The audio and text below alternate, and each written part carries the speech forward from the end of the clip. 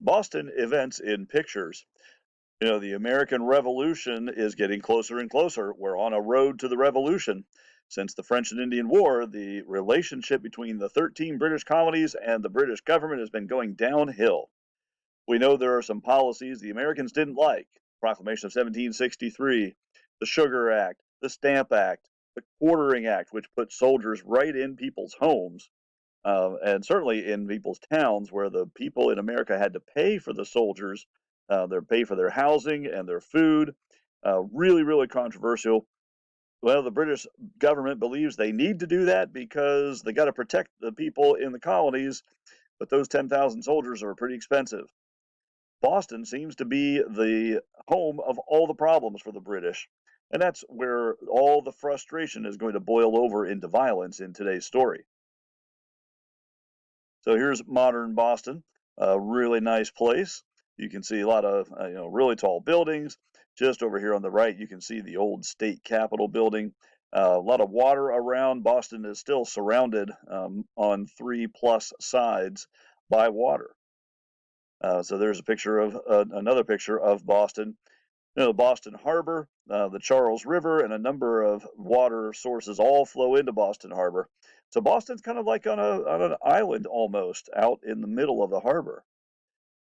Boston is famous for a lot of things, including the Boston Celtics basketball team, the Boston Red Sox baseball team, the Boston Bruins ice hockey team, the New England Revolution soccer, and the thing that always gets people a little fired up, the New England Patriots. The patriots are people who support the Americans during the American Revolution, and the New England Patriots are picking up on that name to name their professional football team. The Boston Marathon is run every year, biggest running race in America. You win over $100,000 if you win the Boston Marathon. This past year, it was run. Well, it wasn't run actually. April 20th was the date, and well, COVID got it. Boston in 1770 looks a lot like this. Boston is the city, mostly surrounded by water. Here are a few famous places where the Boston Tea Party happened. We'll do that story later. The Boston Massacre, which is today's story, took place right downtown. The Old North Church, that's part of the Lexington and Concord story, and Paul Revere is located up here in the northern part of Boston. The city of Boston is connected to the rest of Massachusetts by a little thin piece of land called the Boston Neck. It's real thin, like a neck. So in a way, this is like the neck, and the city of Boston is like a head. So they're, this big city full of something like 30-some thousand people, and the Quartering Act has put about 5,000 soldiers in the city. People of Boston do not like that. They don't like that many soldiers have to be housed and fed, and those soldiers are always watching what people are doing. They're looking for trouble. And unfortunately for the soldiers, they just don't make that much money. And a lot of them need a part time job in addition to being soldiers. So they're out looking for work. And well, a lot of that's going to lead to our Boston Massacre story. There's a modern map of Boston where the actual, a lot of the harbor has been filled in, but Boston is still a city surrounded mostly by water. There's a view of Boston looking across Boston Harbor at the city.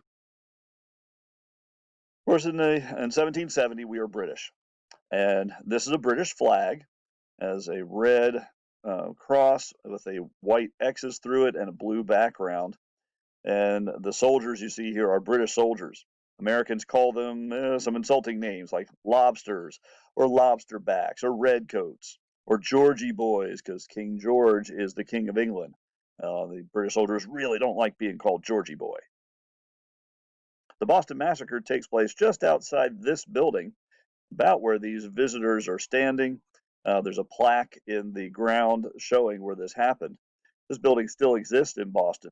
It was the tax office at the time.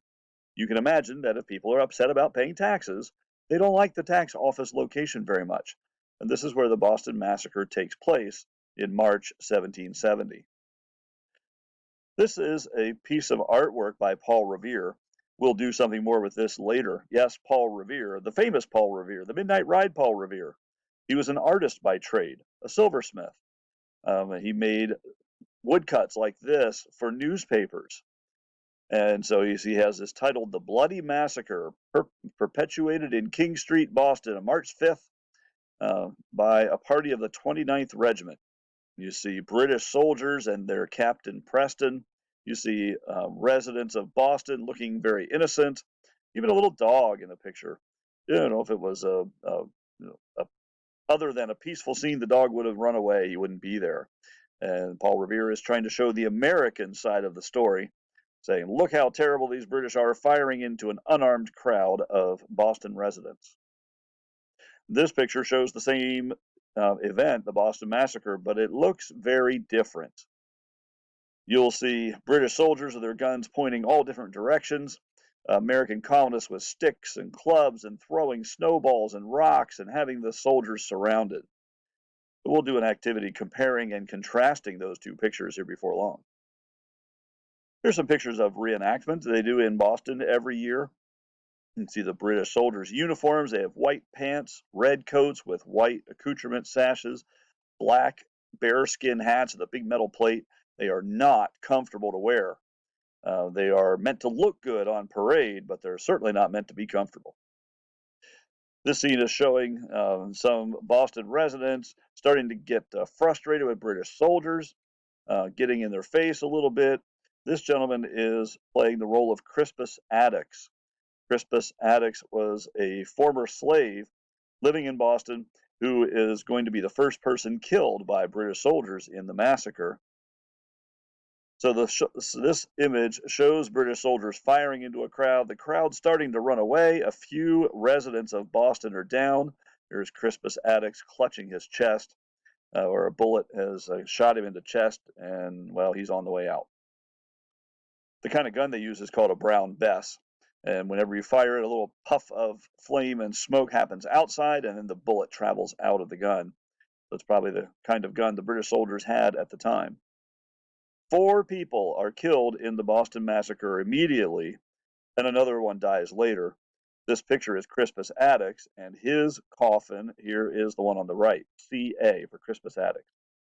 The others killed Samuel Gray, Samuel Maverick, James Caldwell, Crispus Attucks, and later on a young boy who was probably an innocent bystander but got hit by a stray bullet died. His name was Patrick Carr.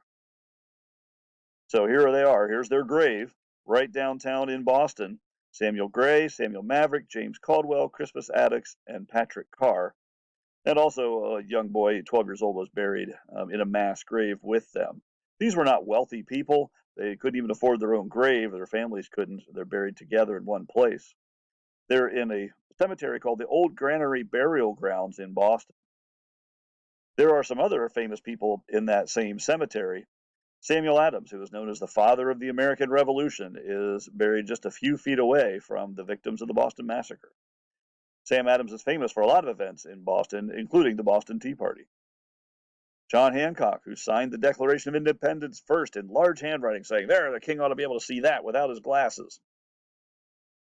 Benjamin Franklin's parents are in that same cemetery. Paul Revere of the famous Midnight Ride fame is in that cemetery. A man named Robert Treat Paine, he's an attorney who tries to get Captain Preston of Boston Massacre fame hanged for his soldiers murdering 5 citizens of Boston. And maybe you've heard of Mother Goose.